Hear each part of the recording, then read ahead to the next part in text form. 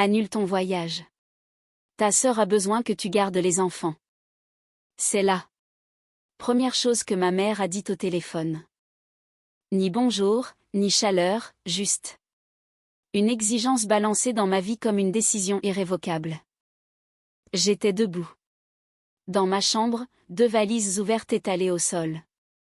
D'une main, je tenais mon passeport glissé dans un porte-carte en cuir, et dans l'autre, la confirmation que Marc avait imprimée pour notre hôtel, comme si c'était un trésor.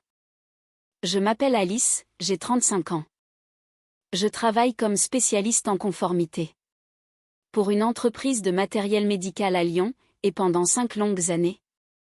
Mon mari et moi avions économisé pour une seule semaine de tranquillité sur la Côte d'Azur. Ce voyage n'était pas juste des vacances. C'était un projet que nous avions repoussé encore et encore parce que ma famille avait toujours une raison d'avoir besoin de moi.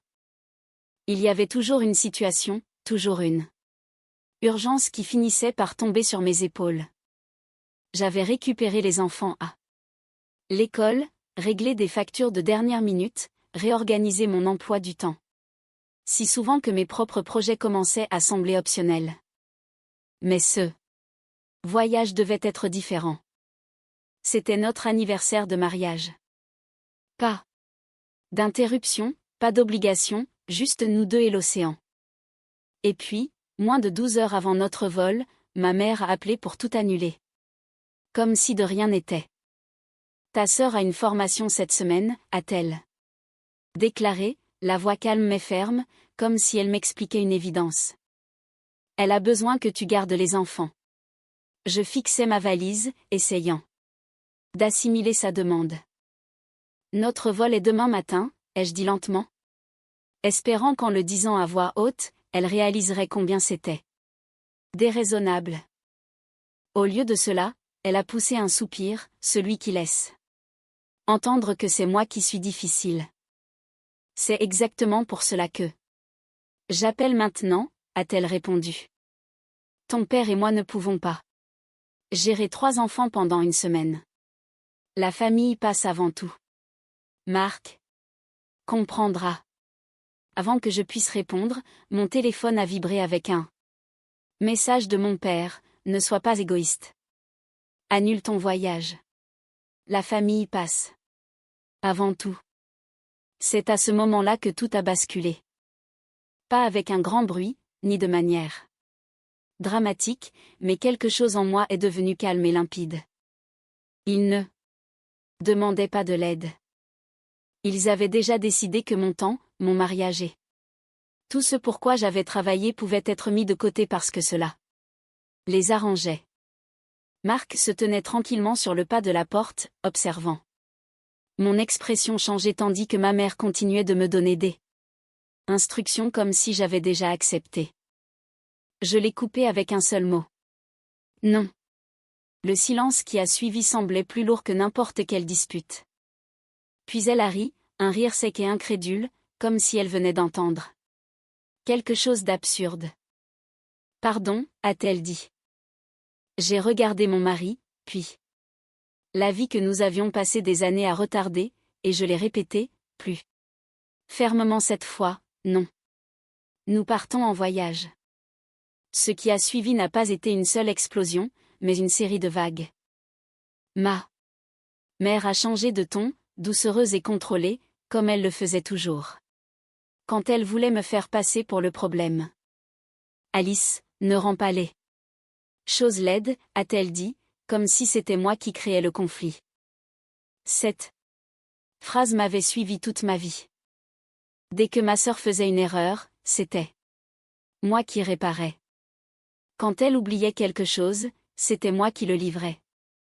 Quand elle avait besoin d'aide, je chamboulais mon monde, et à chaque fois que j'hésitais, on me disait que j'étais difficile.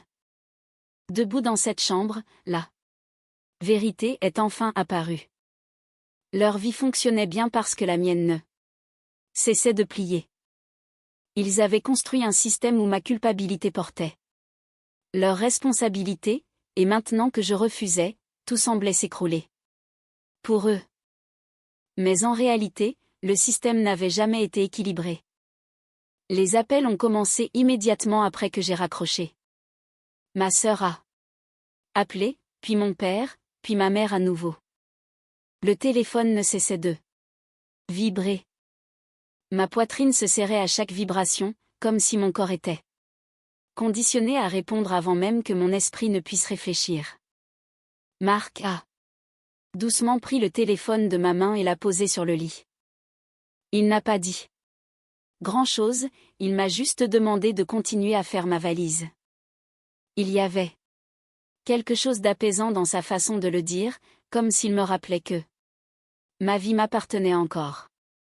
Le lendemain matin, nous avons traversé l'aéroport avant le lever du soleil, traînant nos valises sur les sols polis. Chaque pas semblait étrange, comme si je faisais quelque chose de mal alors que je savais que ce n'était pas le cas. Je pensais sans cesse à rallumer mon téléphone, à vérifier mes messages, à arranger les choses comme je le faisais toujours. Mais Marc m'a regardé et a dit que nous attendions cela depuis 5 ans. C'était suffisant pour continuer à avancer. Quand nous avons atterri sur la Côte d'Azur, mon téléphone s'est remis en vie. Instantanément. Des dizaines d'appels manqués, des messages empilés les uns sur les autres, le groupe familial explosant d'urgence. Tout en haut, un message de mon père me disant de ne plus attendre qu'il soit là pour moi. Je l'ai lu 2 fois, puis j'ai réalisé quelque chose qui m'a surprise moi-même, il n'avait jamais vraiment été là pour moi auparavant. Ils étaient juste habitués à ce que je sois là pour eux. Nous avons roulé vers la mer plutôt que d'aller directement à l'hôtel, laissant l'air changer, laissant la distance s'installer. Les collines défilaient, et pour la première fois depuis longtemps, mon monde semblait plus vaste que les attentes de ma famille. Pourtant, à chaque fois que mon téléphone vibrait, mes épaules se contractaient. Par habitude. C'était comme si mon corps vivait encore dans un rôle que j'avais déjà décidé de quitter. À une petite halte routière, j'ai enfin lu les messages. Les accusations étaient immédiates et lourdes. J'étais égoïste.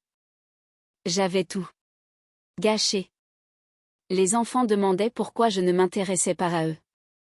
Les messages de ma sœur étaient dramatiques, ceux de ma mère étaient polis mais cinglants, et ceux de mon père courts et définitifs. Mais enfoui là-dedans, il y avait quelque chose qu'il ne disait pas. Quelque chose d'important, ma sœur était au courant de sa formation depuis des semaines. Ce n'était pas une urgence. C'était un choix qu'elle avait fait, en supposant que je le réglerais à la dernière seconde comme je l'avais toujours fait. Et pour la première fois, au lieu de m'excuser, je l'ai dit à voix haute, ce n'est pas ma responsabilité. Ce moment a tout changé. Pas seulement pour eux, mais pour moi, car une fois que je l'ai dit, je ne pouvais plus ignorer ce schéma. Je ne pouvais plus revenir à l'idée que leur manque d'organisation était mon obligation. Je ne pouvais plus sacrifier ma vie juste pour garder là l'heure confortable. Le reste du voyage n'a pas été parfait. La culpabilité n'a pas disparu du jour au lendemain. Elle allait et venait dans les moments de calme, s'insinuant quand les choses s'apaisaient. Mais quelque chose d'autre a grandi en parallèle, un sens de possession sur ma propre vie. La réalisation que l'amour ne signifie pas un sacrifice constant, et que la famille ne signifie pas s'oublier soi-même. Lorsque nous nous sommes tenus sur les falaises surplombant l'océan, avec le vent dans mes cheveux et le bruit des vagues en bas, j'ai ressenti quelque chose que je n'avais pas ressenti depuis des années. Non pas juste de la paix, mais de l'espace. L'espace d'exister sans être sollicité à chaque seconde. L'espace de respirer sans attendre la prochaine exigence. Quand ma sœur a rappelé, me demandant de revenir, j'ai dit non sans hésiter. Et ce second « non » était différent du premier. Il était plus stable, plus fort. Comme s'il avait des racines. Quand nous sommes rentrés, rien dans ma famille n'avaient magiquement changé. Ils étaient toujours contrariés, tentant toujours de contrôler le récit, mais quelque chose avait changé de manière irréversible. Ils n'avaient plus d'accès automatique à mon temps, à mon argent ou à mon énergie. Ils avaient perdu la version de moi sur laquelle ils comptaient depuis des années. Et j'avais gagné quelque chose de bien plus précieux que leur approbation, j'avais gagné le contrôle de ma propre vie. La vérité que j'ai rapportée chez moi était simple mais puissante, aider quelqu'un doit venir d'un choix, pas d'une pression. L'amour ne doit pas ressembler à une obligation constante. Et les limites ne sont pas des punitions. Ce sont des protections. Parfois, le moment le plus important de votre vie n'est pas quand tout change autour de vous, mais quand vous décidez que vous n'êtes plus celle qui empêche tout le reste de s'effondrer.